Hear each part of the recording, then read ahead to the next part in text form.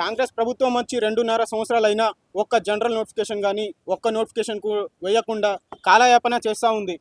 ఎన్ని రోజులు అడిగినా త్వరలో ఇస్తాం అంటున్నారే తప్ప నోటిఫికేషన్ ఊహనే లేదు. అదే అడుగుతా ఉన్నాం రేవంత్ రెడ్డికి మేము, నువ్వు ఒక్క సంవత్సరంలో 2 లక్షల ఉద్యోగాలు ఇస్తా అంటివి కదా, ఇప్పుడు ఏమైంది? మేము అడుగుతున్నాం, మేము రోడ్డు మీద వచ్చే పరిస్థితి మాకు వచ్చింది. మీరు అన్నారు కదా 2 లక్షల ఉద్యోగాలు వెంటనే ఇస్తామని. ఇదే చిక్కడపల్లిలో రాహుల్ గాంధీ వచ్చి అప్పుడు అన్నారు మేము మీకు ఒకటే సంవత్సరంలో 2 లక్షల ఉద్యోగాలు ఇస్తామని. ఏమైంది మీకు రాహుల్ గాంధీజీ? అభి తో క్యా హువా? జబ్ ఆయే తే నా తుమ్ ఆకే బోలే తే నా, సోయిలేని సీఎంకి నువ్వైనా చెప్పు ఒకసారి అని అంటా ఉన్నాం.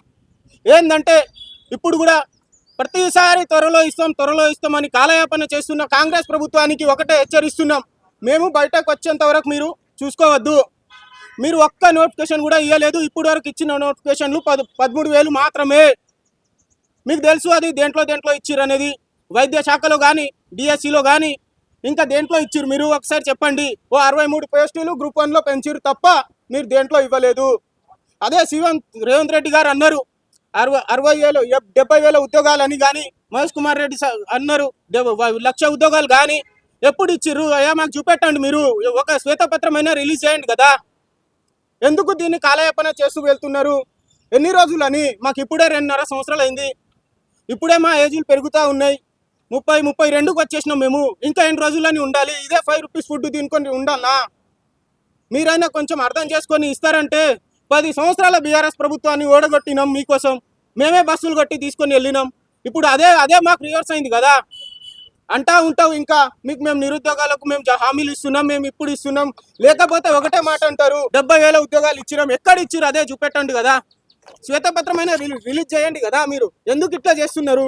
ప్రతిదానికి ఇవ్వకపోతే మేము తలలు నరుపుకుంటా అంటున్నావు కదా. ఎక్కడ ఇచ్చినావు నువ్వు? ఒకసారి చూపెట్టు అని అడుగుతా ఉన్నాం మేము.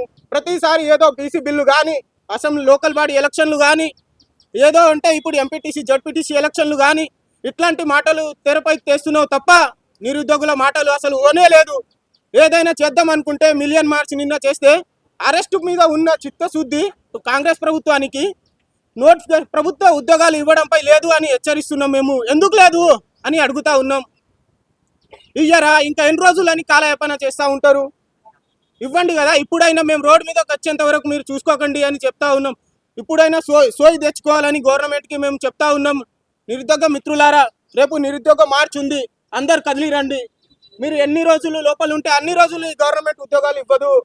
మీకు ఒకటే చెప్తా ఉన్నాం, మీరు ఎన్ని రోజులు లోపలనే ఉంటారో అప్పుడే వాళ్ళకి తెలుస్తూ ఉంది. ఇంటెలిజెంట్ అనేది ఉంది ఒకటి, వాళ్ళకి తెలుస్తూ ఉంది వీరు ఇట్లనే చేస్తారు, ఇట్లనే ఉంటారు అని. మీరు బయటకు వస్తే కానీ ప్రభుత్వం నోటిఫికేషన్లు ఇవ్వదు. ఇప్పుడైనా రండి, మీరు బయటకు రండి. నిరుద్యోగ మిత్రులలో లేవండి. సోయి లేని సీఎంకి ఇప్పుడైనా సోయి తెప్పించండి. మీరు ప్రతిసారి అంటా ఉన్నారు మేము నిరుద్యోగులకు ఉద్యోగాలు ఇస్తాం. ప్రతి దాంట్లో ఉద్యోగాలు ఎక్కడ ఇచ్చిరయ్యా అని అడుగుతా ఉన్నాం. ఏ మీటింగ్ పెట్టిన దాంట్లో 70,000 60,000 ఎక్కడ ఇచ్చినావు? ఇచ్చిన ఉద్యోగాలు ఏమో 12,000, చెప్పుకునేదేమో 70,000. ఎక్కడికి వెళ్ళి ఇచ్చినావు నువ్వు చెప్పు అని అడుగుతున్నాం మేము. సరే అన్న, నిరుద్యోగ మిత్రులారా అందరు రండి. దీనికైనా 13కు నిరుద్యోగ మార్చ్కి మనం కదిలేళ్తేనే కానీ గవర్నమెంట్కి సోయి రాదు అని చెప్తా ఉన్నాం.